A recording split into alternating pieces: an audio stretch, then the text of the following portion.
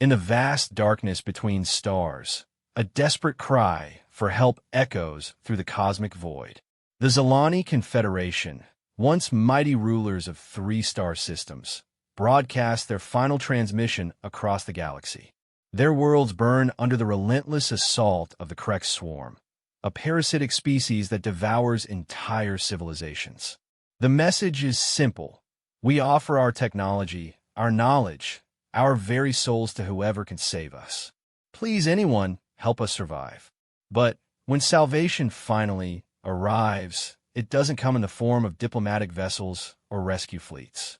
Instead, the humans emerge from the darkness with weapons that shouldn't exist and tactics that defy galactic convention. They don't come to negotiate, to broker peace, or to establish trade agreements. They come to hunt. The galaxy is about to learn why humanity earned the title Deathworlders, and why some problems can only be solved with overwhelming violence. Sometimes mercy is a luxury the universe cannot afford, and sometimes the only way to save the innocent is to become the monster that even monsters fear. This is the story of humanity's first contact with alien civilization, where diplomacy failed before it even began, and where the line between savior and destroyer becomes terrifyingly thin. The emergency beacon pierced through the static of deep space like a scream in the darkness. Dr. Elena Vasquez pressed her palm against the cool metal of the radio telescope array's control panel, watching the data streams flow across her monitors in patterns she had never seen before. After 30 years of searching for extraterrestrial intelligence, the moment she had dreamed of was finally here. But this wasn't the peaceful first contact scenario that humanity had imagined in countless books and movies. Commander Harrison, you need to see this immediately, Elena called through the communication system, her voice barely steady. The message was repeating every 17 minutes, transmitted on multiple frequencies simultaneously. Someone out there was desperate enough to burn through massive amounts of energy just to make sure their plea for help reached as far as possible across the galaxy. Commander James Harrison arrived at the SETI facility within 20 minutes, his military bearing evident even in civilian clothes. As the head of Earth's newly established Extraterrestrial Contact Protocol Division, he had been preparing for this day since the program's inception 5 years ago. But the grim expression on Dr. Vasquez's face told him this wasn't going to be the diplomatic breakthrough they had planned for. "Play it again," Harrison ordered, settling into the chair beside Elena's workstation. The translated message filled the room with its haunting desperation. "This is Supreme Commander Kyler of the Zalani Confederation. Our three worlds are under siege by an enemy we cannot comprehend or defeat. The Krex swarm consumes everything in its path. Our fleets are destroyed. Our cities burn. Our people die by the millions. We have 7 days, perhaps less, before complete annihilation. To any species capable of faster-than-light travel, we offer everything we possess in exchange for immediate military intervention. Our technology, our resources, our eternal servitude, anything you desire. We are the last of our kind. Do not let our civilization die in darkness." Harrison felt a chill run down his spine. How long ago was this transmitted? Elena checked her calculations again, hoping she had made an error. Based on the signal degradation and assuming they're using standard electromagnetic waves, this message is approximately 6 days old. If their timeline was accurate, they might already be extinct. Or they might have 1 day left, Harrison said grimly. He activated his secure communication device, connecting directly to the Pentagon. "This is Protocol 7. I need immediate authorization for Operation Deathworld. Priority Alpha." The response came within minutes. Project Deathworld had been humanity's most classified military program, developed in absolute secrecy after the discovery that Earth was remarkably hostile compared to most potentially habitable planets in the galaxy. While other worlds might harbor life in gentle, protected environments, Earth had forged humanity through constant struggle against natural disasters, predators, diseases, and environmental extremes that would kill most alien species within hours. The project had one simple premise. If humanity ever encountered a threat to intelligent life in the galaxy, they would respond not as diplomats or traitors, but as the apex predators they had evolved to become. The program had created ships and weapons designed around human advantages, speed, endurance, adaptability, and an almost supernatural capacity for violence when threatened or when protecting others.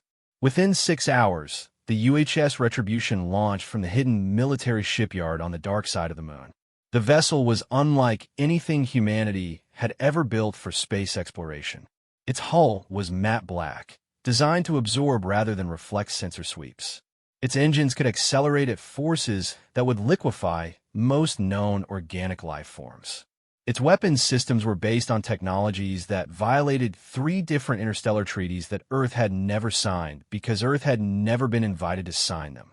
Captain Sarah Chun stood on the bridge of the Retribution, watching the stars elongate into lines as her ship entered faster-than-light travel.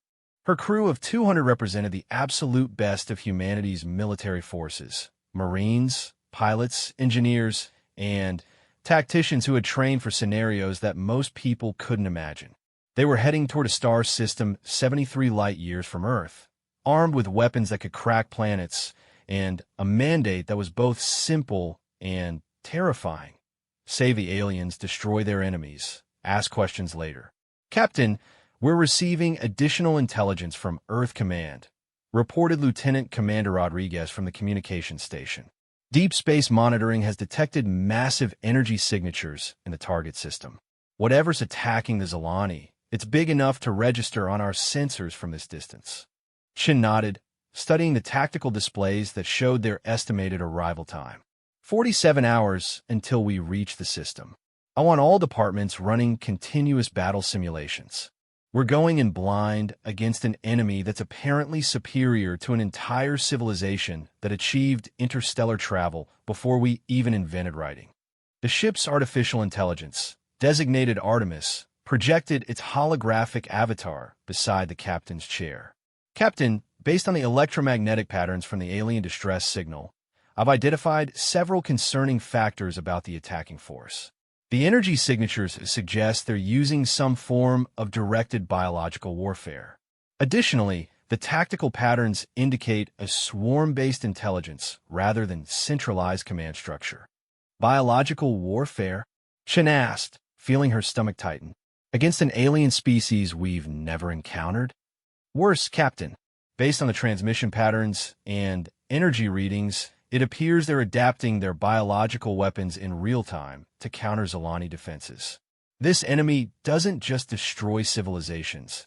It learns from them and becomes stronger with each conquest. The implications hit everyone on the bridge simultaneously. They weren't just rushing to save an alien species from extinction. They were racing toward an enemy that might be capable of learning how to destroy humanity as well. Dr. Jennifer Park, the ship's xenobiologist, spoke up from her workstation near the rear of the bridge. Captain, if these Kreks are using adaptive biological warfare, we might be at a significant advantage.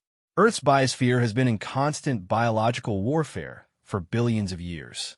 Human immune systems have evolved to handle threats that most peaceful worlds never experienced.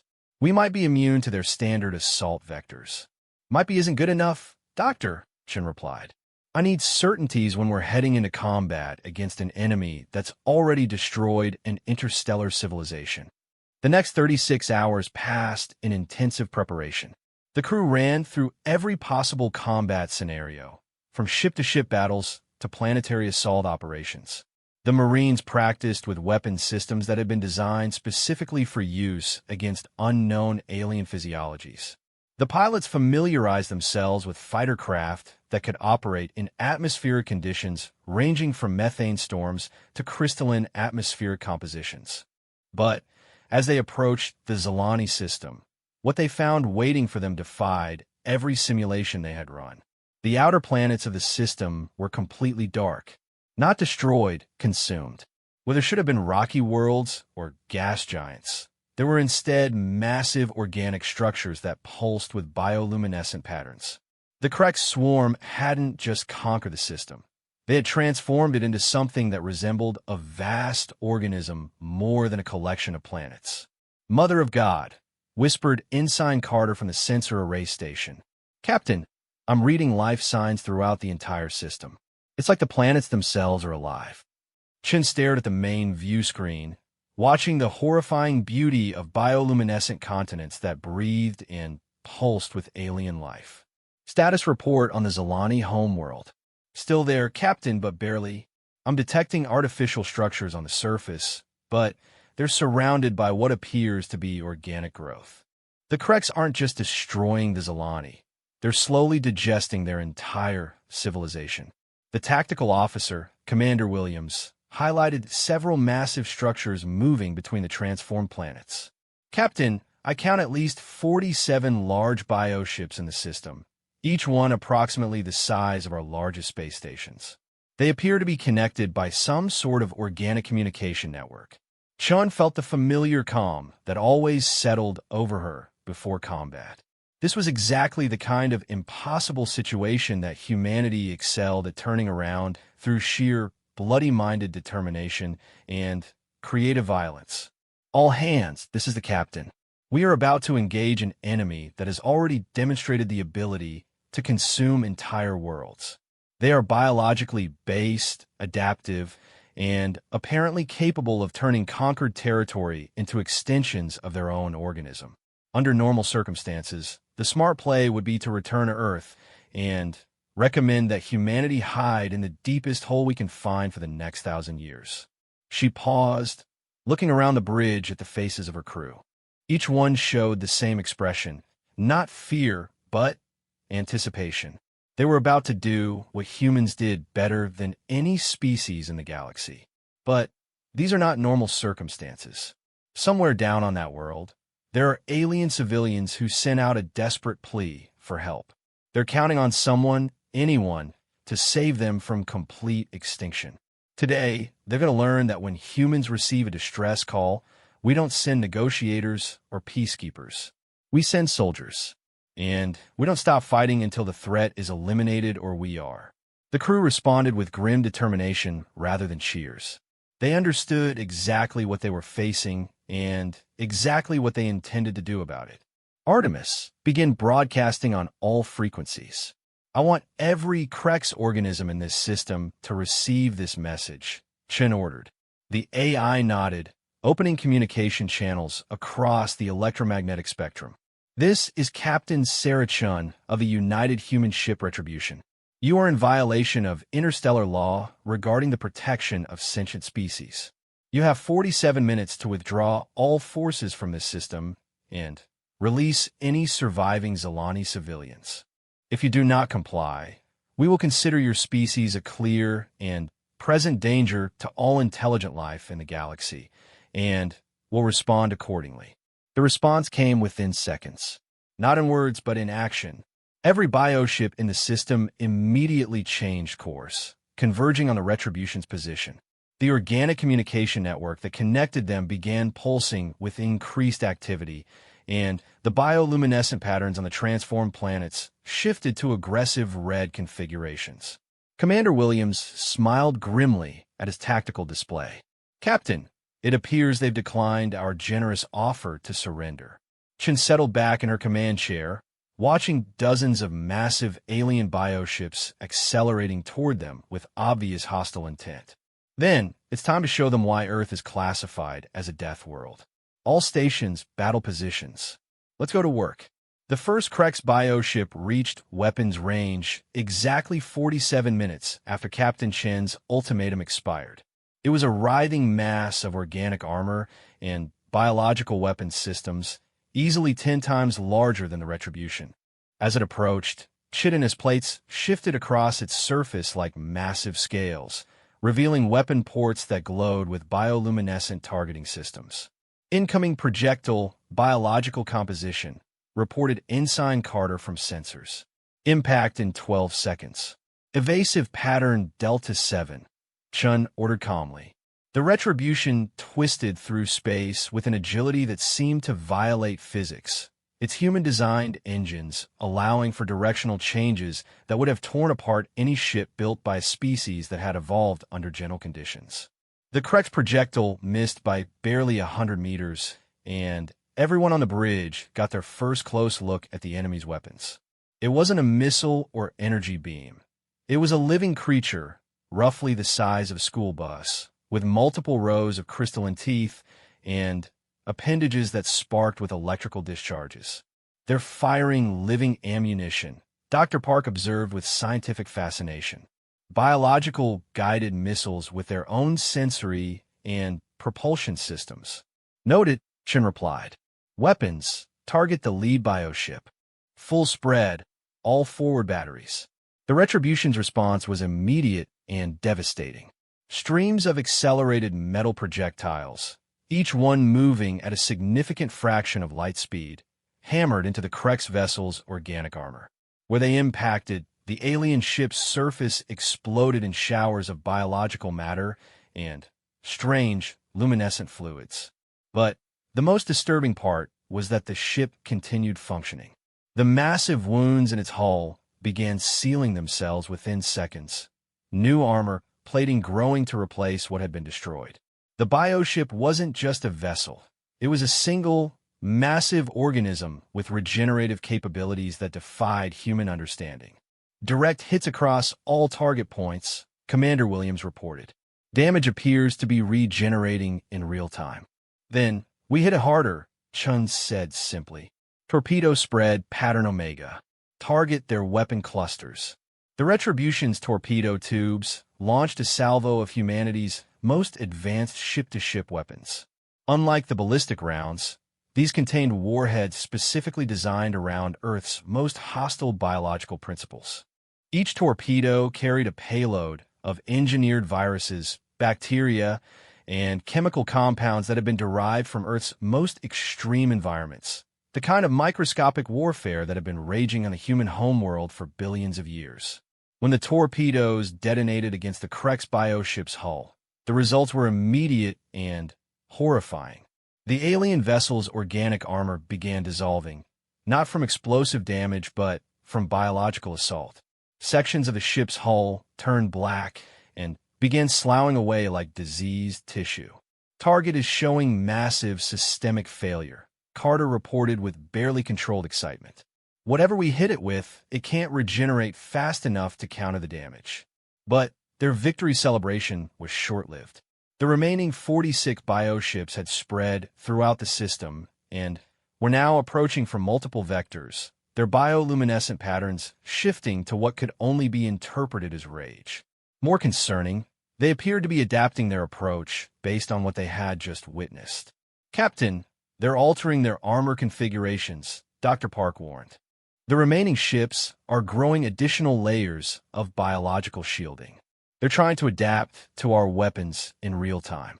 Of course they are, Chen muttered. Artemis analyzed their adaptation patterns. How long before they develop complete immunity to our current weapons? The AI's holographic form flickered as it processed vast amounts of data. Based on current adaptation rates, approximately 14 minutes before they develop 70% resistance to our biological warfare systems. However, Captain, I believe I've identified a tactical weakness. Speak. They're connected to a central nervous system that spans the entire swarm. Each adaptation they make is shared instantly across all units. But this also means that any damage to their communication network could cause catastrophic coordination failures. Chun studied the tactical display, watching the organic communication streams that connected each bioship to the others and, ultimately, to the transformed planets. Highlight the primary network nodes. The display immediately showed several massive organic structures floating in space between the bioships, pulsing with intense bioluminescent activity. They looked like massive brains suspended in protective organic shells, each one roughly the size of a city block. Weapons, new target priority. Those network nodes are now our primary objectives. But as the Retribution maneuvered toward the nearest node, the Krex demonstrated exactly why they had been able to consume multiple civilizations.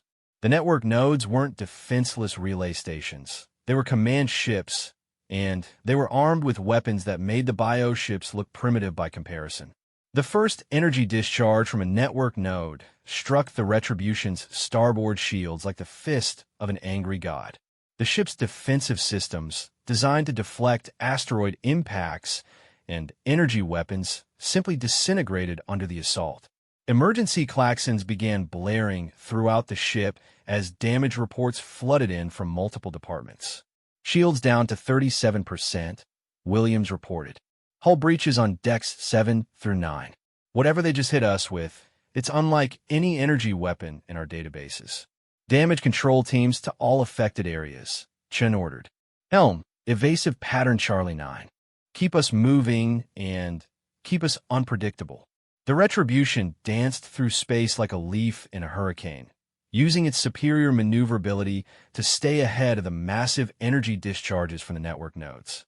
But even as they evaded the larger weapons, smaller bioships were closing in from all directions, firing their living projectiles in coordinated waves. "Captain, I'm detecting an energy spike from the planet's surface," Ensign Carter called out. "Something big is launching from the Zalani homeworld." The main view screen shifted to show the alien planet, and what they saw made everyone on the bridge fall silent. Rising from the surface was a bioship that dwarfed everything else in the system. It was easily the size of Earth's moon, a writhing mass of organic architecture that seemed to pulse with its own heartbeat. Streams of smaller organisms flowed around it like antibodies around a massive infection. "The mother ship," Dr. Park whispered. "That has to be the central organism controlling the entire swarm." "Captain, incoming transmission from the planet's surface," Lieutenant Commander Rodriguez announced. "It's the Zalani. They're still alive down there." The main screen split to show a desperate alien face, humanoid but with elongated features and skin that shifted color with obvious emotional distress. Behind the alien, the remnants of a once great city burned under the assault of Krek's ground forces. "Human vessels, you must leave immediately," the Zalani commander pleaded. "The Kreks have been studying our transmissions. They know about your species now. They're adapting their biological weapons to target human physiology. You cannot save us. You can only die with us." Chun felt something cold and angry settle in her chest. "Commander Kyler, this is Captain Chun of the human vessel Retribution. We received your distress signal. We're not leaving without you." "You don't understand." Kyler's voice cracked with desperation. "The Kreks don't just consume civilizations. They learn from them. They now know the location of your homeworld. Even if you destroy them here, they've already sent scouts toward Earth. Your entire species is doomed because you try to save us." The bridge fell silent as the implications hit home. By responding to the distress call, humanity had inadvertently painted a target on Earth itself. The Kreks now knew about human space, human technology, and human biology. Even if the Retribution somehow managed to win this battle, the war was already spreading toward Earth. "Artemis, confirm long-range sensor readings. Are there Kreks vessels heading toward human space?" The AI's expression, such as it was, showed something that might have been concern. "Confirmed, Captain. 3 small bioships launched from the system approximately 6 hours ago, shortly after we arrived. Based on their trajectory and speed, they will reach Earth's solar system in approximately 43 days. Chin closed her eyes for a moment, feeling the weight of her species' survival settling on her shoulders.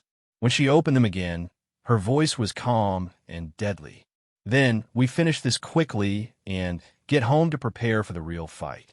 All hands, this is the captain. The situation has changed. We are no longer on a rescue mission. This is now a species survival operation. The enemy has sent scouts toward Earth, which means every Krex organism in this system must be destroyed before we can return home to defend our world." She turned to face Commander Williams at the tactical station. "I want every weapon system we have charged and ready. Biological warfare, kinetic bombardment, everything. We're not trying to disable or capture anything. We're here to commit genocide, and we're going to do it efficiently." Williams smiled grimly. "Understood, Captain." all weapons charging to full power. On the view screen, the massive Krex mothership had finished rising from the planet's surface and was beginning to maneuver toward their position. Its surface writhed with weapon ports and organic sensory arrays, and its mere presence seemed to make space itself feel hostile and wrong. "Helm, set course directly for that thing," Chen ordered. "We're going to ram it if we have to, but that abomination doesn't leave this system." "Captain, that's suicide," Rodriguez protested. "That ship outmasses us by at least 10,000 to 1. Chen's smile was sharp and predatory. "Ensign, you're thinking like a civilized species. The Krex made one critical error when they decided to threaten Earth. They assumed we fight like everyone else in the galaxy. They're about to learn why humans are the only species in known space that evolved from persistence hunters." She activated the ship-wide communication system one final time. "All hands, we are about to engage a target that is significantly larger and more heavily armed than our vessel. Under normal circumstances, this would be considered a tactical impossibility. Fortunately, we are humans, and tactical impossibilities are our specialty. We hunt things that are bigger, stronger, and more dangerous than we are. That's what we do. That's what we've always done. Today, we add one more trophy to our species collection." The Retribution accelerated toward the massive Krex mothership like a spear thrown by an angry god, its hull gleaming with the reflected light of distant stars, and its weapons charging to full power. Behind them, the swarm of bioships gave chase, their bioluminescent patterns shifting to configurations that could only mean one thing. They were afraid. For the first time since arriving in the system, Captain Chen allowed herself a moment of satisfaction. The hunt had begun, and humanity was about to show the galaxy exactly why Earth was classified as a death world. The Retribution's collision course with the Krex mothership lasted exactly 7 minutes and 33 seconds. In that time, Captain Chen's crew demonstrated every principle of warfare that had made humanity the apex predator of Earth, scaled up to interstellar combat. "All fighter squadrons, launch immediately," Chen commanded. "Wing formation Delta 7. I want them harassing those bioships while we deal with their mother." The Retribution's launch bays opened, disgorging 48 small fighter craft that moved through space like angry wasps. Unlike the massive bioships, which relied on organic weapons and regenerative armor, the human fighters carried payloads specifically designed around Earth's most efficient killing mechanisms: concentrated acid derived from extremophile bacteria, crystalline spears that could punch through organic armor, and, most devastatingly, weaponized retroviruses that had been modified to attack any carbon-based life form. Lieutenant Sarah Kim led the first fighter wing as they engaged the nearest bioship. Her tactical display showed a target that was essentially a flying ecosystem, complete with its own atmosphere and what appeared to be internal forests growing along its hull. As she opened fire, her weapons carved burning channels through the alien vessel's organic armor. "Target Alpha showing heavy damage," Kim reported, "but it's still regenerating faster than we can destroy it. Switch to viral payloads," came Commander Williams' voice from the Retribution. "Let Earth's biology do the work for us."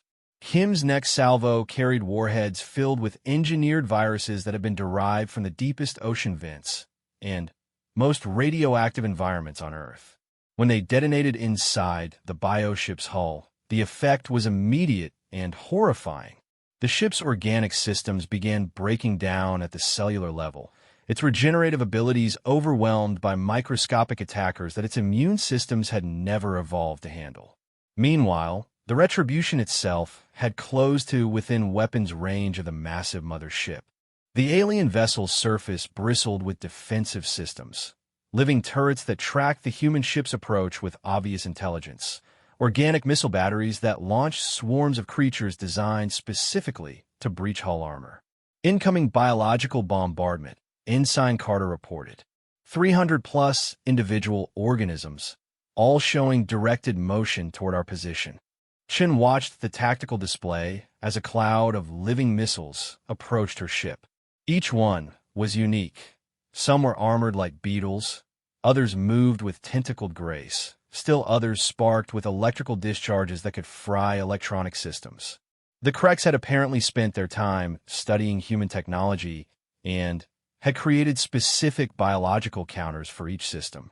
Point defense systems. Engage at maximum range, she ordered. Don't let them get close enough to analyze our hull composition. The Retribution's close-range weapons opened fire, filling space with streams of accelerated metal and energy discharges. But the biological missiles were smarter than any technology the crew had encountered before.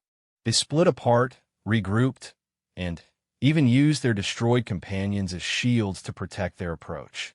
They're learning our defensive patterns in real time, Williams warned. Each wave is getting closer than the last. Then, we stop being predictable, Chen replied. Emergency atmospheric vent, all port side airlocks. Maximum pressure. It was an insane tactic that violated every principle of space combat safety. The ship's atmospheric pressure was deliberately vented into space, creating a massive cloud of frozen gases and debris around the Retribution's hull. The biological missiles, programmed to track heat signatures and electronic emissions, suddenly found themselves flying blind through a cloud of confusing signals. Direct course to the mothership's primary weapon cluster, Chun ordered. We're going to punch a hole in that thing and see what it looks like on the inside. The Retribution's main gun, a magnetic acceleration cannon that could throw a projectile at nearly 10% the speed of light, fired at point-blank range into the Krex mothership's hull. The impact created a crater nearly a kilometer wide in the alien vessel's organic armor, exposing internal structures that pulsed and writhed like exposed internal organs. Good hit, Williams reported. But, Captain, look at this. The main view screen zoomed in on the damage they had just caused. The massive wound in the mothership's hull wasn't just bleeding, it was thinking. The exposed internal structures showed clear signs of neural activity, synapses firing in patterns that suggested conscious thought. They hadn't just damaged a ship, they had wounded a living brain the size of a small moon. It's not just organic, Dr. Park realized with horror. The entire ship is a single massive nervous system. We're fighting a living creature that happens to be the size of a celestial body.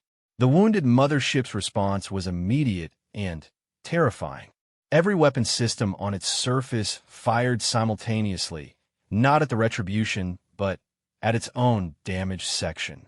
The creature was performing surgery on itself, cutting away the damaged neural tissue to prevent infection from the human weapons.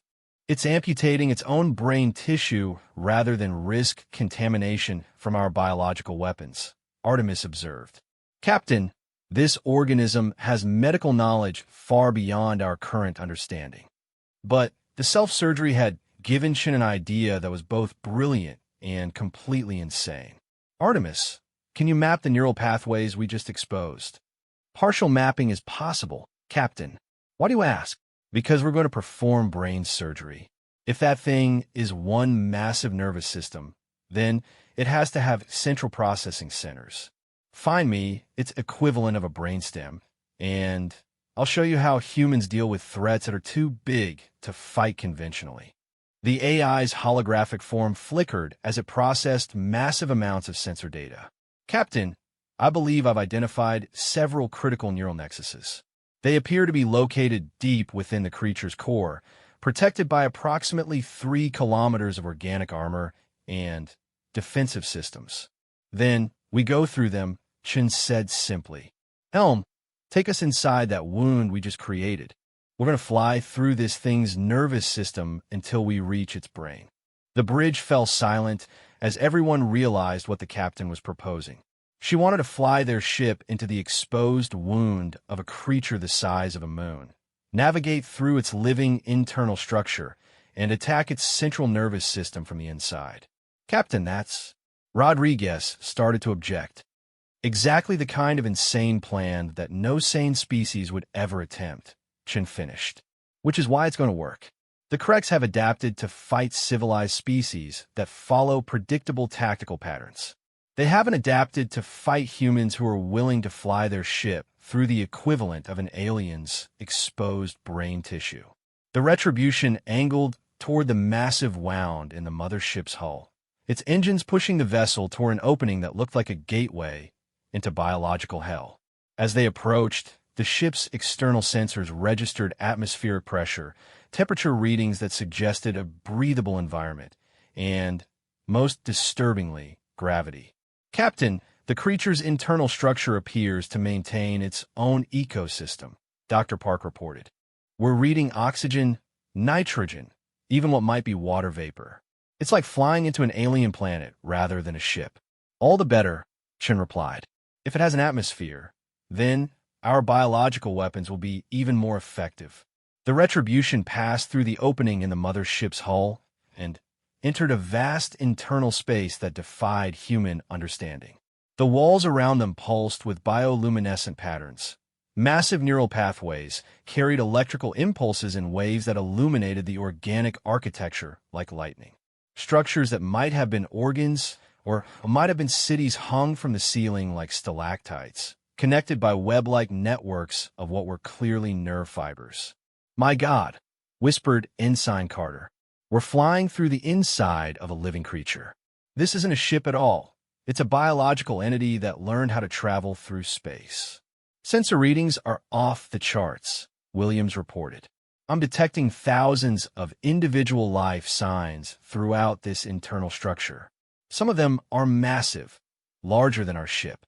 As if summoned by his words, something moved in the bioluminescent distance.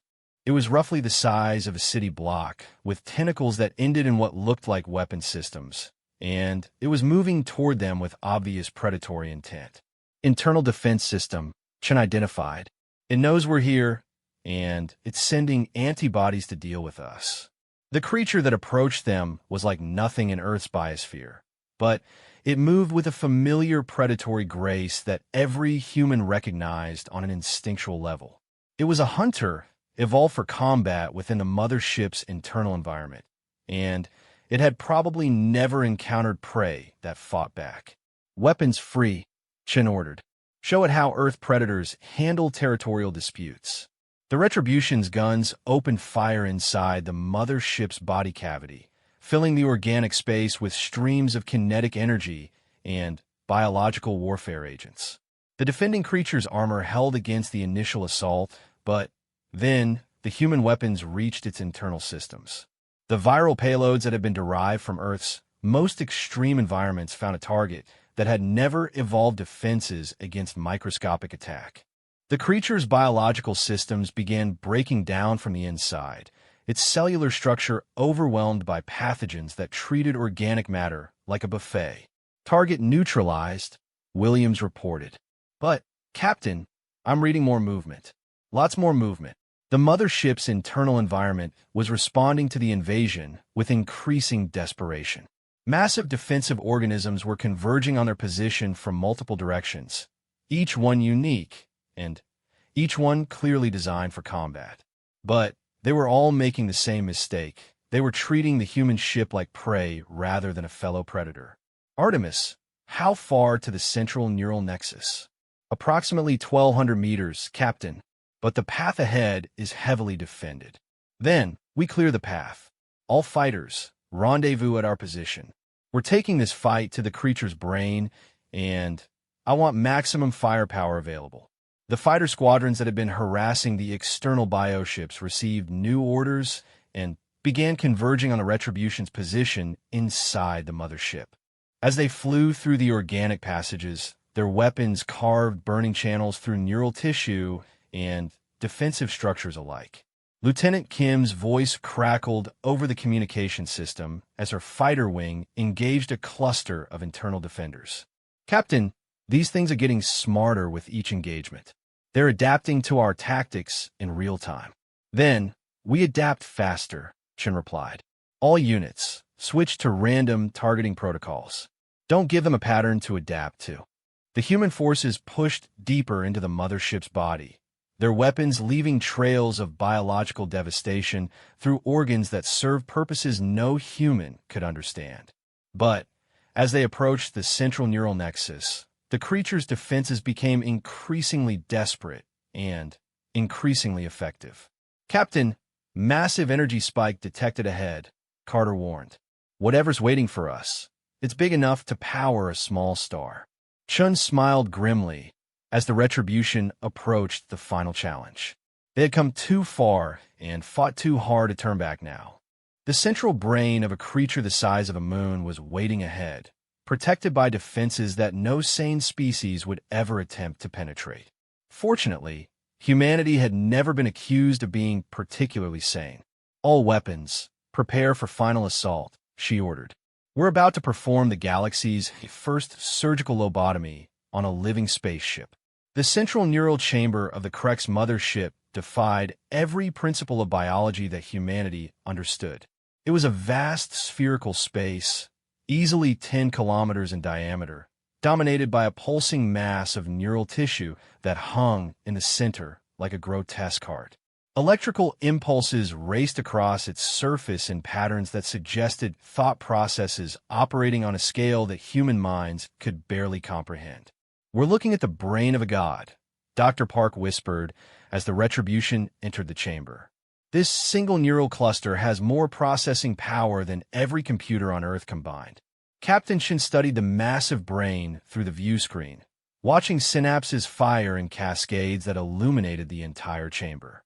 "And right now, that processing power is being used to plan the extinction of every intelligent species in the galaxy." Artemis analysis. The AI's holographic form appeared beside her chair, its expression showing something that might have been awe. "Captain, this organism is approximately 47,000 years old, based on neural development patterns. It has consumed at least 300 different civilizations, absorbing their knowledge and incorporating their biological advantages into its own structure." 300 civilizations, Commander Williams repeated grimly. "How many billions of intelligent beings has this thing killed?" "Unknown, but based on the neural complexity I'm observing, it retains the memories and knowledge of every species it has consumed. It knows how to destroy any form of life it encounters because it has already destroyed thousands of similar forms." Chun felt the familiar cold calm that settled over her before every major engagement. This was the moment that would define not just the battle, but potentially the survival of intelligent life in the galaxy. The creature before them was a living repository of genocidal knowledge, and it had to be stopped before it could add humanity to its collection. "All fighter squadrons, establish a perimeter around the neural cluster," she commanded. "I want overlapping fields of fire from every angle. Whatever this thing tries to do, I want it suppressed immediately." As the human forces took positions around the massive brain, the chamber itself began to respond to their presence. The walls, which were apparently lined with sensory organs, pulsed with increasing activity. Defensive systems that looked like a hybrid of plant and machine began emerging from hidden recesses, their weapons tracking the human vessels with mechanical precision. But the most disturbing response came from the brain itself. As the human forces surrounded it, the neural activity patterns shifted, reorganizing themselves into configurations that Artemis immediately flagged as hostile. "Captain, it's trying to establish a psychic link with our crew," the AI warned. "The neural emissions are spiking to levels that could affect human brain chemistry." Several crew members immediately began showing signs of mental distress. Ensign Carter grabbed his head, crying out as alien thoughts attempted to force their way into his consciousness. Lieutenant Kim's voice over the communication system became slurred and confused as her fighter began to drift off course. "It's in my head," Carter gasped. "It knows everything about Earth. Our cities, our defenses, our families. It's planning to turn our own biology against us."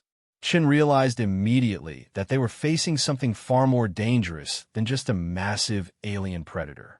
This creature didn't just consume civilizations. It absorbed their memories, their knowledge, their very thoughts. And right now, it was attempting to do the same thing to her crew. "Medical teams to all affected personnel," she ordered. Dr. Park, I need countermeasures for psychic assault, and I need them now. Captain, human brains aren't designed to resist this kind of direct neural interface, Dr. Park replied, her voice tight with concentration as she fought off the mental intrusion herself. But our neural patterns are so chaotic compared to other species that it might not be able to establish a stable connection. She was right. As the massive brain attempted to interface with human consciousness, it encountered something it had never experienced before. Minds that had been shaped by evolution on a world where survival required constant vigilance against predators, environmental disasters, and biological warfare. Human thoughts were faster, more aggressive, and more chaotically organized than anything the creature had previously absorbed. It can't lock onto our neural patterns, Williams reported with grim satisfaction. Whatever this thing is used to, it's not used to minds that evolved under constant threat. Then, we use that advantage, Chen decided. All weapons target the central neural cluster. Biological warfare protocols, maximum concentration. Let's see how this ancient brain handles a dose of Earth's finest pathogens. The human forces opened fire simultaneously, their weapons delivering payloads that carried the concentrated essence of 4 billion years of biological warfare. Viruses that could survive in boiling acid, bacteria that thrived in radioactive environments, and fungal spores that could break down any organic matter they encountered, all of them engineered to attack the specific biological processes that kept the massive brain functional. The effect was immediate and devastating. The neural cluster began convulsing as its cellular structure was attacked by microscopic invaders that its immune systems couldn't identify or counter. Sections of brain tissue began dissolving, taking with them the accumulated knowledge of dozens of extinct civilizations. But the creature's response was even more terrifying than its psychic assault had been. As its central brain began to die, it initiated what could only be described as a controlled detonation of its own neural tissue. The entire chamber filled with streams of electrical energy as the massive brain attempted to upload its consciousness into the smaller neural networks throughout the mothership's body. It's trying to distribute its consciousness, Artemis warned. If it succeeds, destroying the central brain won't stop it. It will continue to exist throughout the ship's entire nervous system.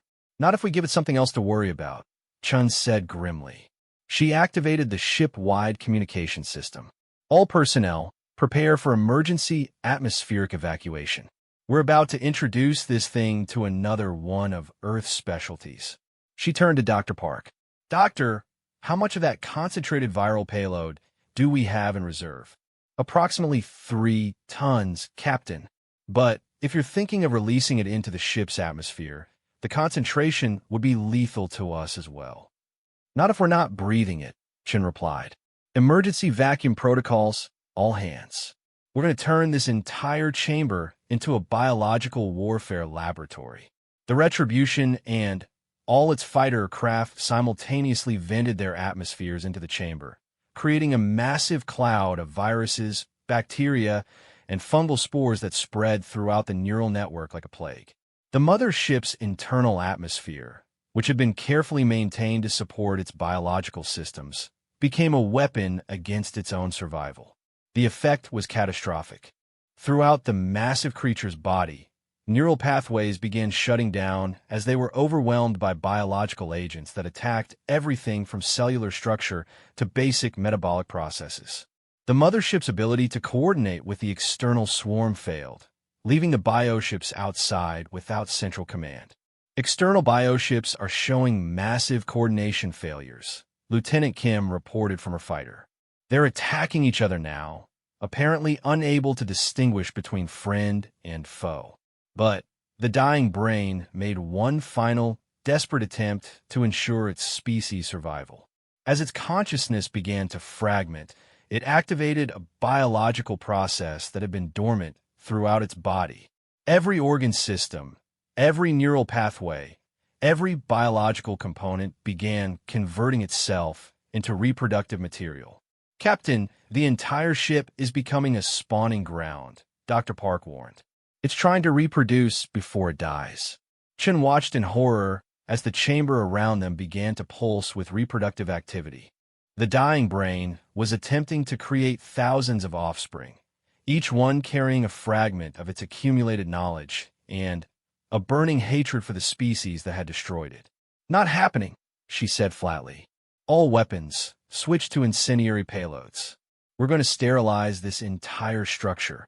The human forces opened fire with weapons that had been designed around one of Earth's most effective purification methods: fire. Streams of superheated plasma and chemical incendiaries filled the chamber, burning away the reproductive material before it could develop into new threats. But even as they fought to prevent the creature's reproduction, Chen realized that they were facing a time limit. The external bioships, despite their coordination failures, were still functional and still hostile. More importantly, the 3 scout ships that had been sent toward Earth were still out there, carrying samples of human biology and knowledge of Earth's location. "Artemis, status on the correct scouts heading toward Earth." "Still on course, Captain. Based on their current speed and trajectory, they will reach Sol system in 42 days. Then we finish this quickly and get home," Chen decided. "All fighters converge on my position. We're going to perform one final surgical strike." As the human forces regrouped around the dying brain, Chen made a decision that would haunt her for the rest of her life. The massive neural cluster still contained the accumulated knowledge and memories of 300 extinct civilizations, art, literature, scientific discoveries, and cultural achievements that represented millions of years of intelligent development. But it also contained the biological templates and strategic knowledge that could be used to destroy every remaining intelligent species in the galaxy. "Fire all weapons," she ordered quietly. "Complete neural destruction. Leave nothing that could be recovered or rebuilt." The human forces opened fire with everything they had, their weapons carving through neural tissue that contained more knowledge than humanity had accumulated in its entire existence. As the massive brain disintegrated under their assault, the lights of ancient civilizations went out forever, their final resting place in the memory of a genocidal monster. The death of the mother ship's central nervous system sent shock waves throughout its entire body. Without the coordinating influence of the massive brain, the creature's biological systems began shutting down in cascade failures. The external bioships, cut off from their central command, began drifting aimlessly through space as their own neural systems failed. "All external targets are going dark," Williams reported. "The entire swarm appears to be dying." But Chen's attention was already focused on their exit strategy. The mother ship's death throes were causing massive structural failures throughout its body, and the chamber they were in was beginning to collapse. "All fighters, emergency evacuation," she commanded. "Get out of this thing before it takes us with it." The human forces raced through the dying creature's body as its internal structure collapsed around them. Massive organs fell from their suspension points, crushing neural pathways beneath their weight. The bioluminescent lighting that had illuminated the organic passages began to fade as the creature's electrical systems failed. The Retribution emerged from the mother ship's hull just as the massive creature began its final convulsion. The bioship that had once been the size of a small moon contracted and expanded like a dying heart, its surface cracking to reveal internal structures that glowed with released energy. "All ships, maximum safe distance," Chen ordered. "That thing is about to explode." When the mother ship finally died, it went out in a blaze of bioluminescent glory that could be seen from the outer edges of the system. The explosion sent shockwaves through space that destroyed the remaining bioships and even reached the transformed planets, causing massive atmospheric disturbances that began to break down the organic structures that had replaced their natural surfaces. As the light faded, the Retribution found itself alone in a system that had been transformed from a thriving interstellar civilization to a graveyard in less than 24 hours. The Kreks were extinct, their biological empire reduced to floating debris and dying organic matter. "Captain, incoming transmission from the planet's surface," Rodriguez reported. The main screen showed Commander Kyler of the Zalani Confederation, still alive, but clearly traumatized by everything he had witnessed. Behind him, the organic growths that had been consuming his city were withering and dying, revealing the original architecture beneath. Human vessel, we cannot adequately express our gratitude, Kyler said, his voice heavy with emotion. You have saved not just our civilization, but potentially every intelligent species in the galaxy. The Kreks have been spreading for thousands of years, consuming everything in their path. You stopped them. Shin nodded grimly. Commander, we need to discuss the Krek scouts that are heading toward our homeworld. Do you have any information about their capabilities or potential countermeasures? We will share everything we know, Kyler promised. Our entire civilization owes you a debt that can never be repaid. But, Captain, I must ask, how did you do it? How did a single ship from a species we had never heard of manage to destroy an enemy that had defeated hundreds of civilizations? Shin looked around her bridge at the faces of her crew. They were exhausted, traumatized, and probably contaminated with alien pathogens that would require months of medical treatment. But they were alive, and more importantly, they had won. Commander Kyler, humanity comes from what we call a death world. Everything on our planet has spent billions of years learning how to kill everything else on our planet. When we received your distress call, we didn't send diplomats or peacekeepers. We sent predators. And predators don't negotiate with threats to their territory. As the Retribution began its journey back toward Earth, Chin reflected on what they had accomplished and what it might mean for humanity's future. They had announced their presence to the galaxy in the most violent way possible, demonstrating capabilities that would terrify any species that learned about them. But they had also saved an intelligent civilization from extinction and eliminated a threat that could have eventually consumed every form of life in the galaxy.